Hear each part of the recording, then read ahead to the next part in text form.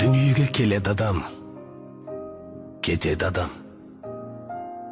Кімге қоныс болмаған дүние жалған. Алланың бұйрығына дауа барма, өзі берген өмірін өзі алған. Сіз жоқсыз арамызда, жылап қала бердік біз артыңызда. Орның қалдау, ортайып, асыл әке. Не қыларсың, не істерсің бұл тағдырға?